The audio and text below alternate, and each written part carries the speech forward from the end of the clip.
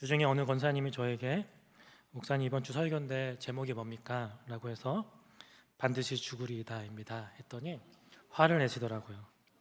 또 죽어야 합니까? 좀 좋은 얘기 좀 합시다 하셔서 안 바꿨습니다.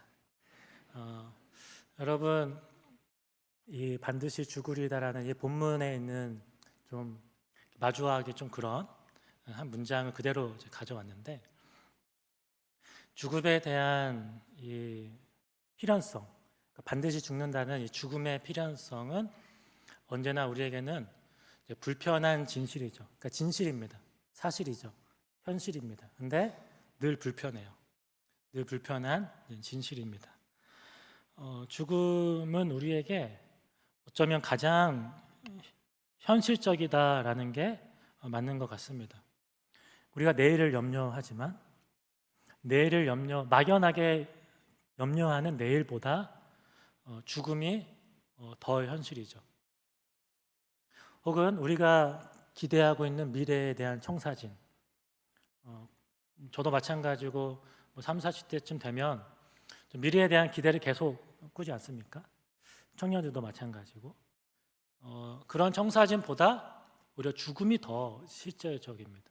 그러니까 굉장히 실제적인 주제임에도 불구하고 저를 포함해서 거의 대부분의 사람들은 그냥 외면하고 멀리 내일이 아닌 것처럼 둔 채 오늘을 살아갑니다.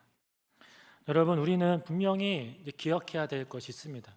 우리에게 주어진 미래에 대한 소망, 우리에게 주어진 영원한 기대, 영원한 하나님의 가능성은 죽음 이후에 온 겁니다. 죽음을 통과하여 온 겁니다. 그러니까 죽음을 거치지 않고 영원한 하나님 나라에 대한 소망을 우리는 볼 수 없습니다. 반드시 이 죽음을 마주해야 합니다. 여러분, 사도 바울은 이런 고백을 했습니다. 고린도 전서에서 고린도 교회를 향해서 형제들아, 내가 그리스도 예수 우리 주 안에서 가진 바 너희에 대한 나의 자랑을 두고 단언하노니 뭐라고 했죠? 나는 날마다 죽노라 라고 고백합니다. 나는 날마다 죽노라. 여러분, 이 사도 바울의 이 고백은 무슨 의미일까요? 마치 내가 오늘 죽어도 괜찮은 사람인 것처럼 매일 죽음을 염두에 두고 하루하루를 산다는 것일까요? 아니면 누군가 나를 죽이려고 늘 위협하기 때문에 늘 죽음의 두려움이 나를 엄습해 온다라는 의미일까요? 아니면 내가 하루를 살 때 정말 죽기 살기로 산다, 오늘 죽을 것처럼 정말 열심히 하루하루를 산다라는 의미일까요? 아니면 정말 우리가 좀 마주해야 될 어떠한 죽음, 하나님이 우리에게 허락하신 어떤 죽음이, 매일 마주해야 될 죽음이 우리에게 있는 것일까요? 설교를 준비하면서 과연 내가 죽음을 논할 자격이 있는가라는 생각을 하게 됐습니다.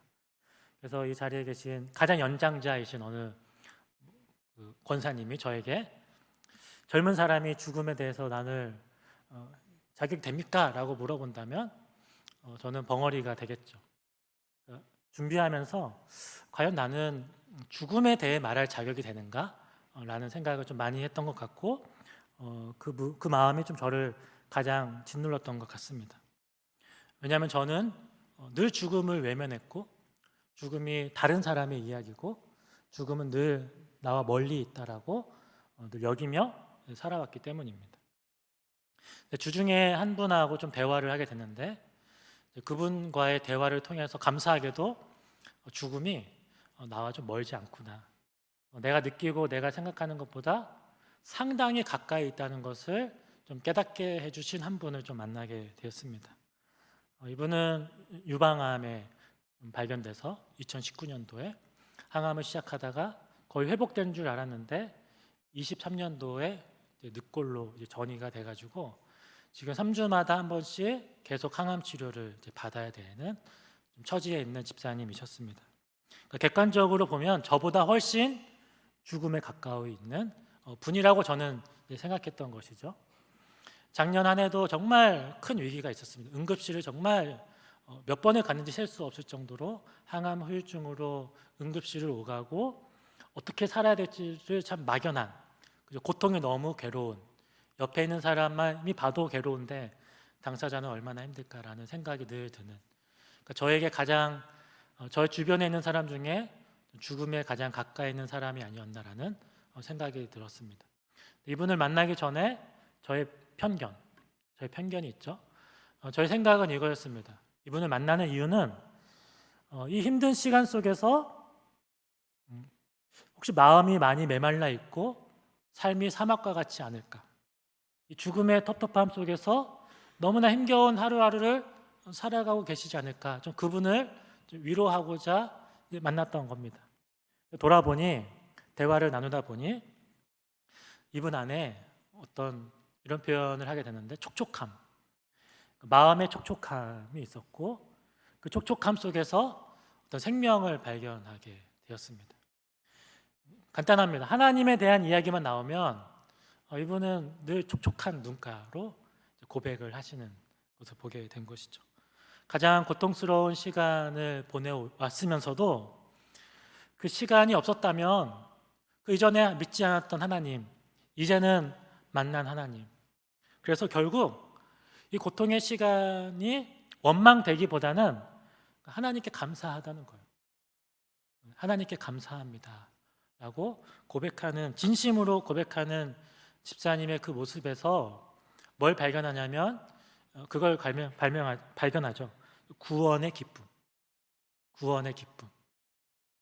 무엇으로도 바꿀 수 없는, 그 어떤 질병으로도 빼앗을 수 없는, 하나님만 주실 수 있는 그 구원의 충만한 기쁨, 그 생명력이 집사님 안에 이미 있었던 겁니다.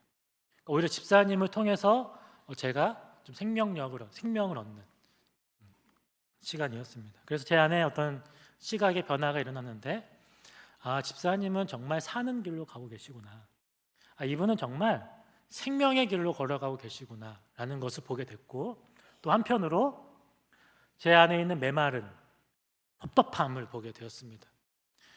이분은 이 상황 속에서 이렇게 구원의 기쁨으로 살아가는 이 집사님 모습 보면서 한편으로 여전히 방황하고 여전히 메말라 있고 구원의 기쁨이 어느새 사라져 버린 제 모습을 보면서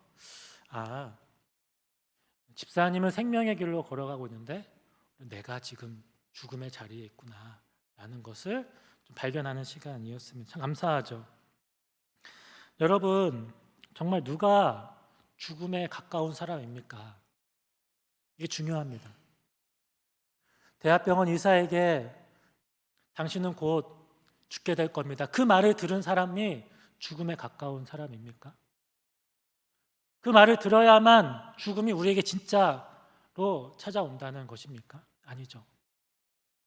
정말 죽음에 가까운 사람은 마음이 메마르고 하나님과 아무런 상관이 없는 삶을 살아가는 사람이 진짜 죽음에 가까운 사람 아닙니까? 오늘 이신영 목사님이 참회 기도 때도 고백해 주셨지만 다윗의 고백이었죠. 시편 51편에 다윗이 이런 고백을 하죠. 상하고 통회하는 마음이 있는 곳에 사는 곳이 있습니다. 주님, 상하고 통회하는 마음을 나에게 허락하여 주옵소서. 정직한 마음을. 여러분, 다윗은 생명이 어디 있는지를 안 겁니다. 바로 상하고 통회하는 마음을 외면하지 않으시는, 결코 외면할 수 없는 하나님의 긍휼, 하나님의 사랑, 포기하지 않는 우리를 향한 하나님의 사랑에 내 생명이 있다는 것을 다윗이 안 겁니다. 하나님은 교만한 자를 외면하시고 마음이 상하고 통회하는 자를 여전히 기억하시고 함께 하신다는 것을 깨달은 다윗은 자신이 교만한 자리가 아니라 상하고 통회하는 자로서 주님 앞에 서기를 지금 기도하고 있는 것이죠. 그게 시편 51편입니다. 여러분, 다윗은 상하고 통회하는 마음으로 하나님께 간구합니다. 이런 고백도 해요. 나를 주 앞에서 쫓아내지 마시며 주의 성령을 내게서 거두지 마소서. 여러분, 다윗은 지금 생명을 걸고 말하는 겁니다. 하나님이 나를 떠나시면 나는 죽습니다. 성령이 나를 떠나면 저는 죽는 길밖에 없습니다. 성령님 떠나지 마시고 나와 함께하여 주옵소서. 여기에 생명이 있다는 것이죠. 다윗이 어떤 불치병이 걸려서도 아닙니다. 다윗이 누가 다윗을 죽이겠다고 쫓아와서도 아닙니다. 다윗이 지금 상하고 통회하는 마음으로 시편 51편 오늘 큐티 본문에서 그렇게 참 회개의 고백을 하게 된 이유, 그것은 물론 죄가 있었지만 죄와 회개 사이에 하나님의 개입하심이 있었습니다. 하나님이 다윗에게 반드시 죽을 것이다 라고 말씀하셨기 때문입니다. 하나님의 이 말씀, 반드시 죽을 것이다라는 이 말씀이 다윗에게 진짜가 되었던 것입니다. 오늘 본문에 하나님께서 다윗에게 두 번 죽음을 선언하십니다. 첫 번째 죽음의 선언은 다윗이 어떤 위치에 있는지, 다윗의 현 위치를 좀 알려주시는 그런 선언이라면, 두 번째 하나님의 죽음의 선언은 다윗으로서는 받아들이기 너무나 버거운, 도저히 받아들일 수 없는, 받아들이고 싶지 않은 너무나 혼란스러운 죽음의 선언입니다. 먼저 오늘 첫 번째 죽음의 선언의 장면, 오늘 본문 5절 말씀 한번 같이 읽겠습니다. 5절입니다. 시작. 그 사람으로 말미암아 노하여 나단에게 이르되 여호와의 살아계심을 두고 맹세하노니 이 일을 행한 그 사람은 마땅히 죽을 자라. 그 사람은 마땅히 죽을 자라. 여기가 아주 중요한 포인트인데, 지금 하나님이 하신 말씀이 아니라 다윗이 한 말입니다. 다윗이 지금 그 사람은 마땅히 죽을 자다라고 선언합니다. 결국 그 죽을 자가 다윗 자신이었죠. 여러분 잘 아는 것처럼 하나님께서 나단 선지자를 보내셔서 나단 선지자가 다윗 왕에게 한 사람을 고발합니다. 한 성읍에 부자가 있었는데, 부자에게는, 왜 부자겠어요? 양과 소가 셀 수 없이 많았기 때문입니다. 셀 수 없이 많을 정도로 많은 것을 가진 이 부자에게 한 손님이 찾아옵니다. 부자는 이 손님을 대접하기 위해서 셀 수 없이 많은 자신의 소유된 소와 양을 잡는 게 아니라 한 마을에, 같은 마을에 살고 있는 그 사람의 사정을 뻔히 알고 있는 가난한 자, 어린 암양이 전부인, 그래서 자신의 자식과 함께 사랑으로 키워온 자신의 유일한 재산인 그 가난한 자의 양을 억지로 뺏어다가 손님을 대접합니다. 이 이야기를, 이 고발을 들은 다윗이 말한 것입니다. 그 사람은 반드시 죽어야 된다. 여러분, 다윗이 행한 범죄와 이 부자가 행한 범죄의 경중을 보면 죽을 정도처럼 보이지 않습니다. 솔직히 다윗은 이스라엘의 왕으로서, 그러니까 하나님 나라의 대리인으로서 말하는 것입니다. 그 사람은 반드시 죽을 자다. 이게 무슨 말일까요? 여러분, 성경은 죽음을 하나님의 부재로 설명합니다. 다윗은 지금 이렇게 말하는 것입니다. 나단 선지자, 당신이 말한 그 부자, 그 사람은 하나님과 아무런 상관이 없는 사람입니다.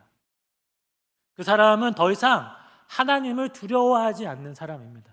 그러니 하나님 나라와 아무런 상관없는 이미 죽은 자와 마찬가지입니다. 그 사람은 분명 죽을 수밖에 없습니다 라고 말하는 것입니다.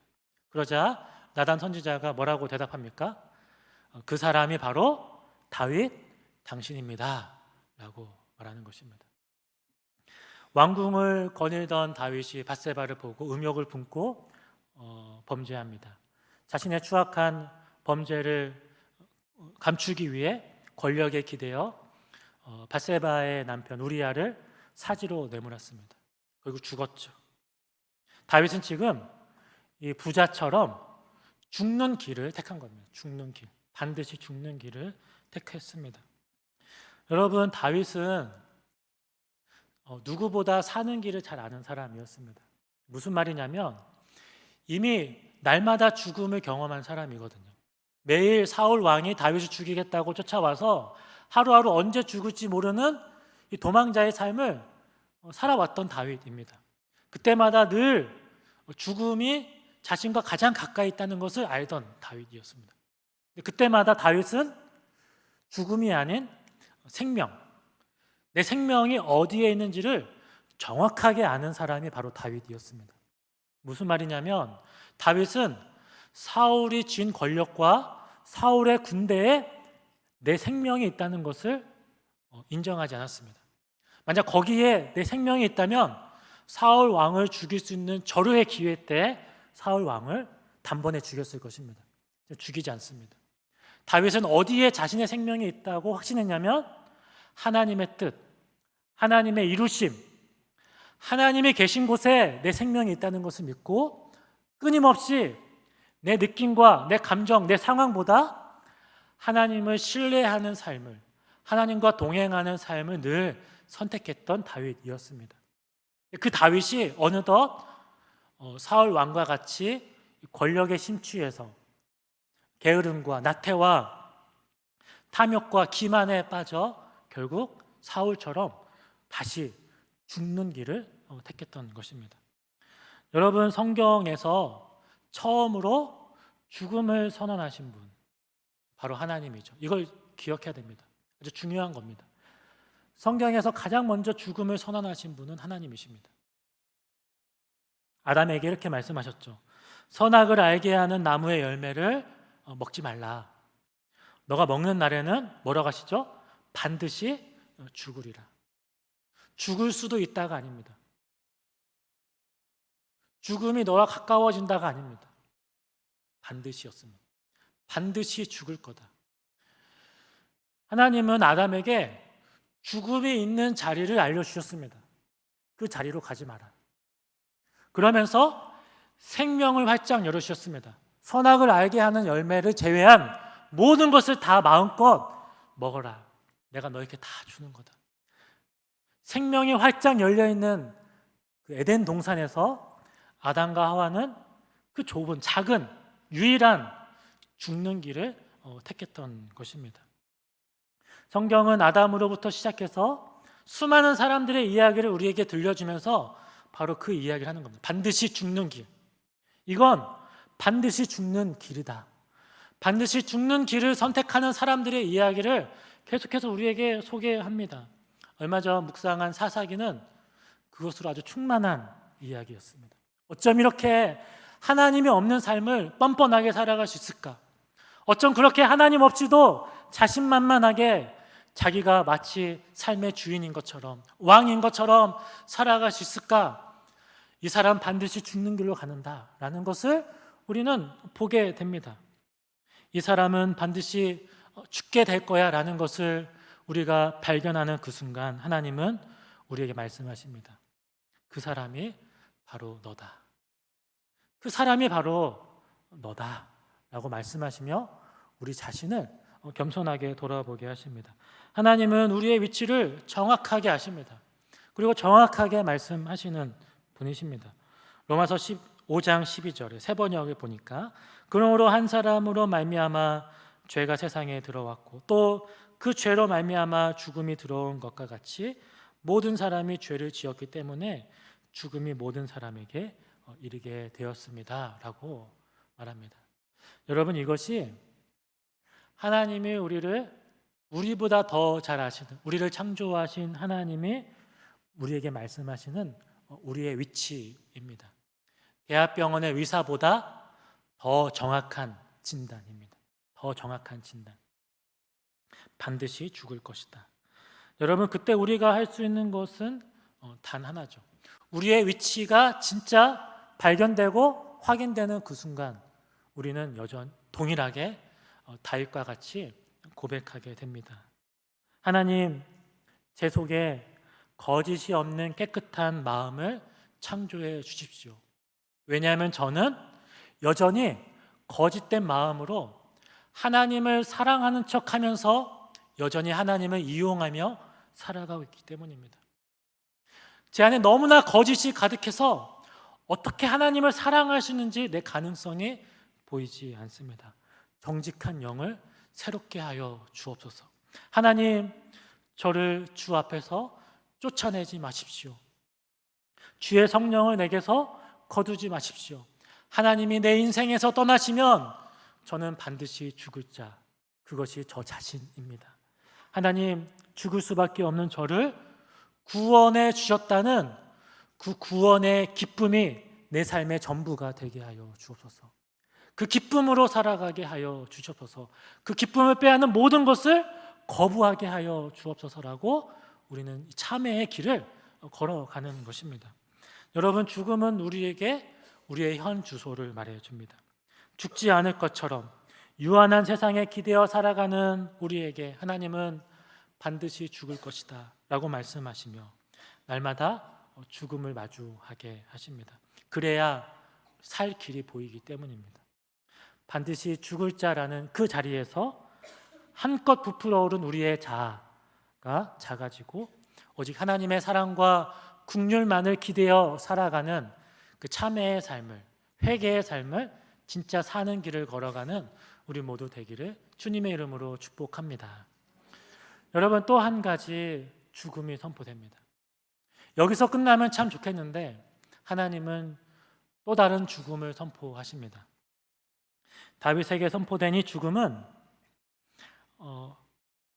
다윗에게 용서하시면서 죽음을 선포하십니다. 용서와 죽음이 함께 선포되는 자리였습니다. 우리 본문 13절 14절을 같이 읽겠습니다. 시작. 다윗이 나단에게 이르되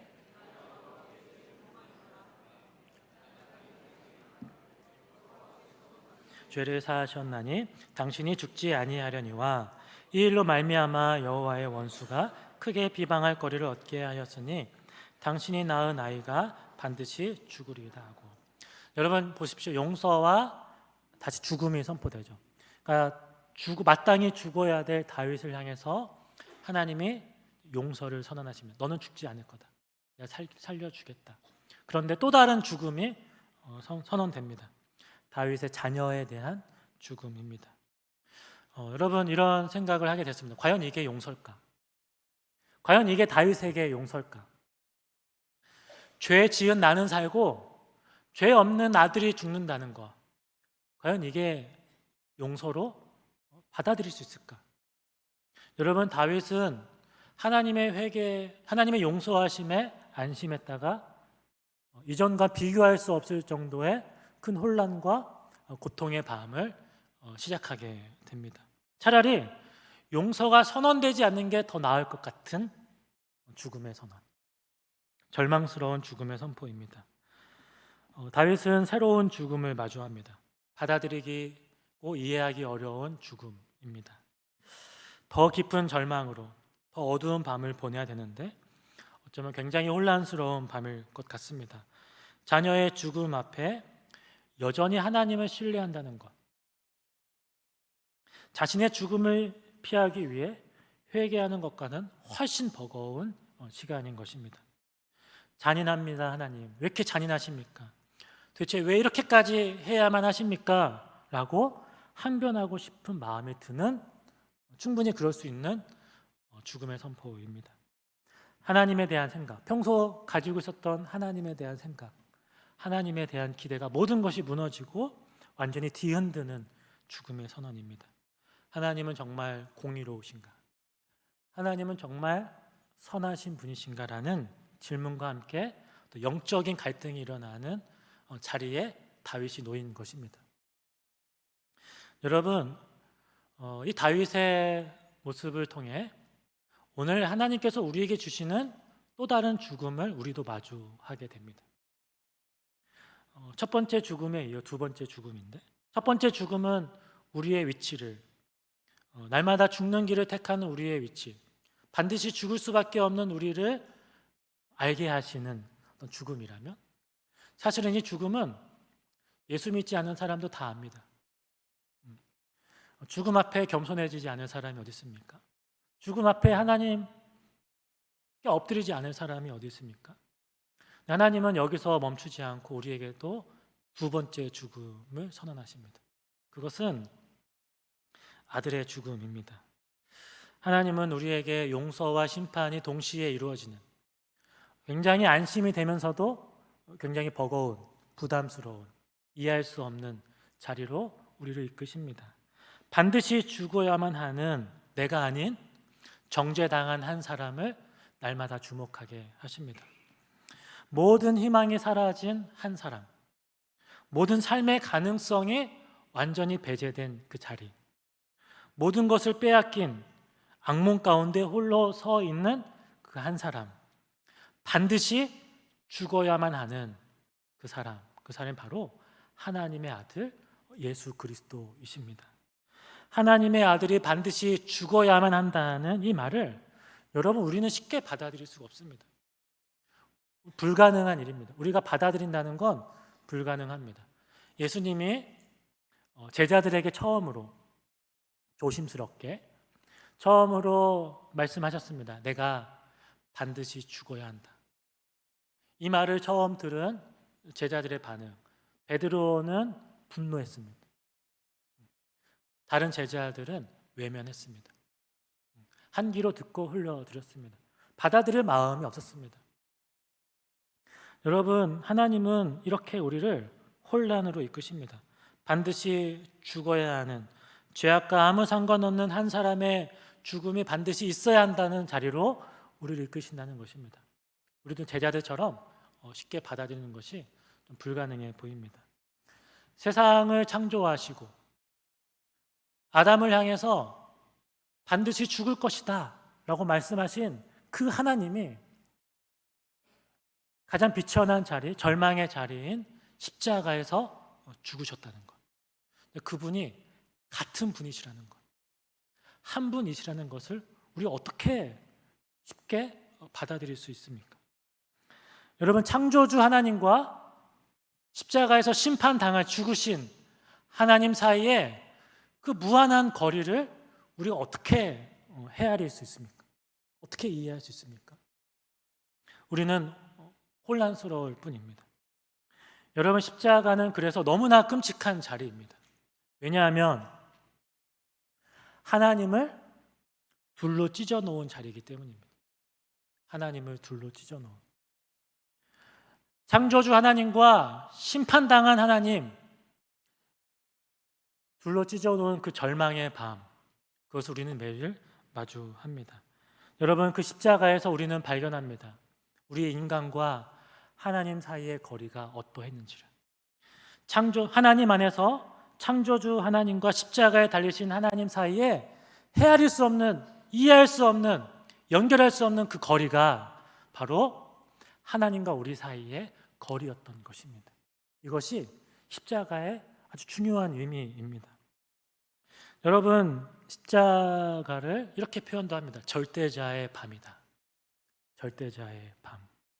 여러분, 창조주 하나님과 십자가에 달리신 하나님이 나누어진 절대자에게 찾아올 수 없는 이 밤이 이미 찾아와 버린 이 자리에서 우리는 여전히 다윗처럼 혼란스럽고 쉽게 받아들일 수 없고 여전히 질문할 수밖에 없는, 하나님, 왜 이런 일이 일어나야 합니까? 도대체 왜 이런 일이 벌어져야만 합니까? 라고 우리는 여전히 지금도 질문할 수밖에 없습니다. 십자가를 생각할 때 떠올리는 말이 있습니다. 이런 말인데, 전쟁 속에서 살고 있는 이는 정화될 수 있다. 그러나 전쟁을 지켜보는 사람은 대개 더럽혀진다 라는 말입니다. 무슨 말이냐면, 전쟁은 사람이 사는 가운데 가장 끔찍한 현장이죠. 전쟁. 그 끔찍한 경험한 가운데 있는 군인들, 전우가 죽는 현장을 바로 옆에서 보고 언제 죽을지 모르는 긴장감 속에서 끔찍한 경험을 하고 있는 이 군인들은 정화된다는 것입니다. 왜냐하면 자신을 정직하게 돌아보고 오히려 모든 욕망이 사라지고 생명이라고 하는 것이 얼마나 존귀하고 아름답고 얼마나 가치 있는지를 그 군인은 안다는 것입니다. 그런데 전쟁을 멀리서 바라보는 사람은 모릅니다. 전쟁을 구경하는 사람들은 멀리서 걱정할 뿐, 그저 그것을 어떻게 이용하여 더 나은 삶을 내가 살 수 있을까, 그렇게 바라보며 더 더럽혀진다는 것입니다. 그러니까 우리는 전쟁을 구경하는 자가 아니라 전쟁에 참여하는 자가 되어야 된다라는 말이죠. 십자가도 같습니다. 십자가도 같습니다. 십자가를 구경하는 자가 아니라 십자가의 현장으로, 끔찍한 그 현장으로 날마다 나아가는 자가 되어야 합니다. 죽음의 전쟁터 현장에서 왜 이런 끔찍한 일이 일어나는지를 늘 머리 감싸며 고민하는 군인처럼, 혼란스러워하는 그 군인처럼, 그리고 다윗처럼 자기는 살고 왜 아들이 대신 죽어야 되는지 모른 채 그저 그 죽음을 그저 바라볼 수밖에 없는 끔찍한 밤을 보내는 그 혼란스러운 다윗처럼, 그 가운데 여전히 하나님을 신뢰한다는 것이 무엇인지를 고민하고 있는 다윗처럼, 우리도 십자가에서, 그 끔찍한 십자가 현장에서 왜 하나님이 죽으셔야 되는지, 왜 하나님이 반드시 죽으셔야만 하는지, 그 끔찍함을 우리도 마주해야 한다는 것입니다. 하나님, 도대체 왜 하나님의 아들이 죽어야만 합니까? 여러분, 십자가는 단순히 아름다움의 상징이 아닙니다. 그저 무심하게 바라보며 헌신할 수 있는 대상도 아닙니다. 십자가는 우리의 삶을 완전히 뒤흔들고 심지어 우리를 두려움 속으로 나아가게 합니다. 우리의 신앙의 여정은 사실 이 혼란에서부터 시작됩니다. 십자가에서 질문하며 혼란스러워하는 그 속에서 진짜 신앙의 여정이 시작됩니다. 왜냐하면 헤아릴 수 없는 십자가의 깊이를 마주해 당혹하고 두려워할 때, 그때서야만 우리가 그동안 만들어왔던, 내 안에 꽉 자리 잡고 있었던 내가 생각하는 하나님, 내가 가지고 있었던 우상, 내가 생각한 경건, 나를 끝까지 붙드는 그 종교심이 오직 그 십자가 안에서 완전히 사라지고 오직 하나님을 신뢰한다는 것, 하나님을 사랑한다는 것이 무엇인지만 온전히 자리 잡기 때문입니다. 여러분, 사도 바울은 날마다 죽노라라고 고백한 이유, 바로 이것입니다. 반드시 죽어야 하는 죄인을 위해, 반드시 죽기 위해 오신, 그리고 반드시 죽으신 하나님을 날마다 마주하는 것. 예수님은 우리를 위해 반드시 죽으셨습니다. 그 죽음 안에, 그 십자가 아래에 어떤 우리의 욕망도, 우리의 헛된 기대도, 막연한 염려도, 두려움도, 미움도, 그리고 섭섭함도 아무것도 힘을 쓰지 못합니다. 십자가에서 우리의 이기심은 죽고 나는 죽고 오직 하나님에 대한 사랑과 경외와 하나님의 사람들에 대한 기대와 소망과 환대만이 자리 잡는 그 십자가 아래에서 날마다 죽음을 마주하는, 반드시 날마다 죽음을 마주하는 우리 모두 되기를 주님의 이름으로 축복합니다. 시간